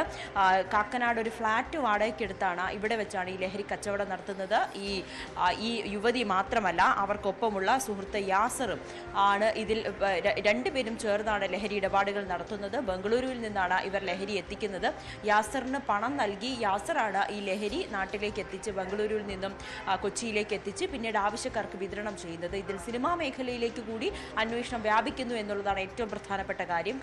ഈ യുവതി, യൂട്യൂബർ കൂടിയായിട്ടുള്ള യുവതി സിനിമാ മേഖലയിൽ തന്നെയാണ് പ്രവർത്തിക്കുന്നത്. പല സിനിമാ താരങ്ങളുടെയൊക്കെ PR-ഉമായിട്ട് ഒക്കെ പ്രവർത്തിക്കുന്നുണ്ട്. അങ്ങനെ സിനിമാ മേഖലയിലടക്കം അടുത്ത ബന്ധമുള്ളവരാണ്. ചിലർക്കൊക്കെ ആർക്കൊക്കെ ലഹരി ഇടപാട് നടത്തുന്നുണ്ടെന്ന് അന്വേഷണ സംഘത്തിന് കണ്ടെത്താനും സാധിച്ചിട്ടുണ്ട്. അതിൻ്റെ അടിസ്ഥാനത്തിൽ കൂടി ഇപ്പോൾ പോലീസ് എന്തായാലും ഈ വിശദമായ മൊഴി എടുത്തതിന് ശേഷം ഇരുവരെയും കസ്റ്റഡിയിൽ ആവശ്യപ്പെടാനാണ് തീരുമാനിച്ചിരിക്കുന്നത്. കസ്റ്റഡിയിൽ ലഭിച്ചു കഴിഞ്ഞാൽ വിശദമായി ചോദ്യം ചെയ്ത് ചില സിനിമാ താരങ്ങളുടെ പേരുകൾ ലഭിച്ചു കഴിഞ്ഞാൽ അവരെയും ചോദ്യം ചെയ്യുന്ന ഘട്ടത്തിലേക്ക് കടക്കുമെന്നാണ് നമുക്ക് ഇപ്പോൾ അറിയാൻ സാധിക്കുന്നത്. എന്തായാലും ഇനി ഈ വിഷയവുമായി ബന്ധപ്പെട്ട് ഈ ലഹരി കേസുമായി ബന്ധപ്പെട്ട് കൂടുതൽ അറസ്റ്റുകൾ ഉണ്ടാകാനും സാധ്യതയുണ്ട്. ആര്യ. ഓക്കെ, നവമി ദിനേശാണ് വിശദാംശങ്ങളുമായി ചേർന്നത്. ഇപ്പോൾ 9 മണി വാർത്തകളുടെ സമയം ഇവിടെ അവസാനിക്കുകയാണ്. പ്രേക്ഷകർക്ക് കൂടുതൽ വാർത്തകളും വിശകലനങ്ങളും ചർച്ചകളും ഒക്കെ കാണാം. ഇനി ന്യൂസ് ട്രെൻഡ്സിൽ KP അഭിലാഷ് ചേരും. നമസ്കാരം.